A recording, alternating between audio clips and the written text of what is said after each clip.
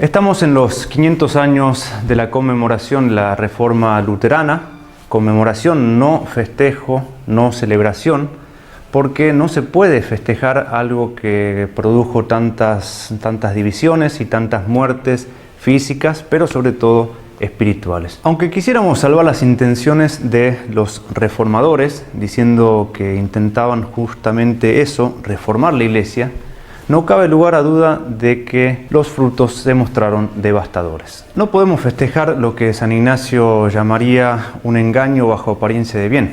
El diablo sabe entrar en las almas, proponiendo ideas buenas e incluso hasta santas, para luego lentamente salir con la suya y cumplir su perversa intención, como dice San Ignacio.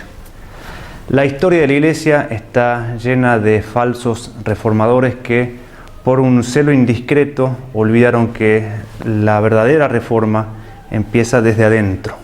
Y si la Iglesia necesita una reforma, esa reforma empieza por mí, como decía San Carlos Borromeo. Ahora bien, ¿qué podemos hacer nosotros después de 500 años de tanta división? ¿Qué podemos hacer nosotros después de 5 siglos de protestantismo para ayudar a recuperar la unidad de los cristianos? Yo indicaría especialmente tres medios: la oración, la caridad y la formación. La oración es el medio que el mismo Cristo nos enseñó, dándonos el ejemplo en la Última Cena al rezar por la unidad de los suyos.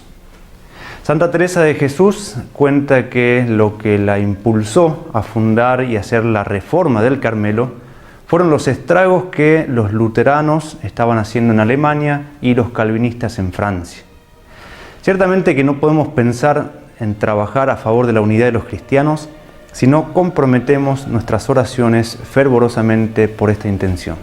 En segundo lugar, es preciso tener una caridad sobrenatural, que es el vínculo de la perfección, como dice San Pablo.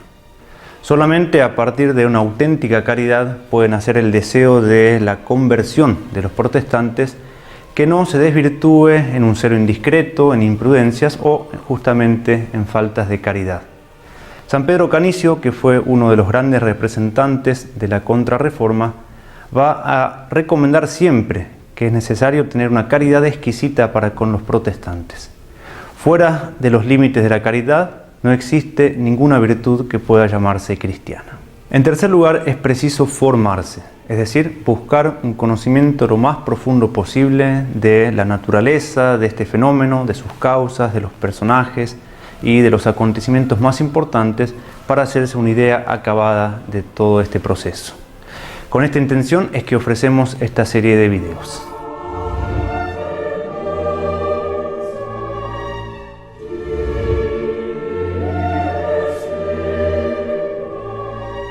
El proceso de la Reforma protestante puede enmarcarse dentro de un proceso más complejo que significó la muerte de la cristiandad.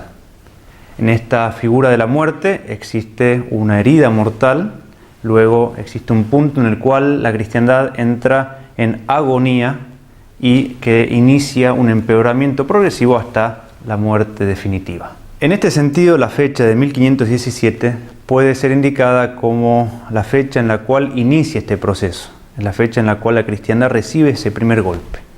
Podríamos señalar además el año de 1572 como un año alrededor del cual se dan una serie de hechos históricos que dejan ver que ya no hay vuelta atrás en este proceso de disolución y por lo tanto puede ser indicado como el año de la agonía de la cristiandad, el año en el cual la cristiandad entra en agonía. Y finalmente la muerte de la cristiandad se ve concretizada en las diversas paces que se van firmando en Europa y que tienen como símbolo la paz de Westfalia, firmada en 1648 y que significó la conclusión del conflicto bélico llamado la Guerra de los 30 años.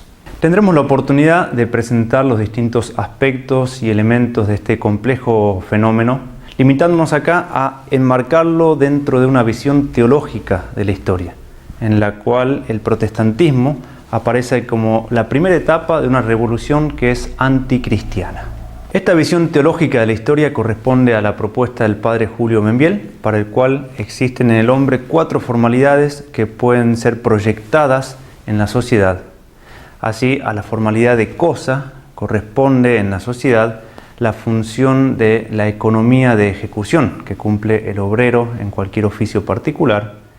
A la formalidad animal corresponde la función de economía de dirección que cumple la burguesía, el comercio. A la formalidad de hombre corresponde la función política que cumplen los gobernantes. Y finalmente, a la formalidad sobrenatural corresponde la función religiosa que cumple la Iglesia. En una sociedad sana, estas 4 dimensiones conviven armónicamente y correctamente subordinadas. Es lo que se dio justamente en lo que se llama la cristiandad.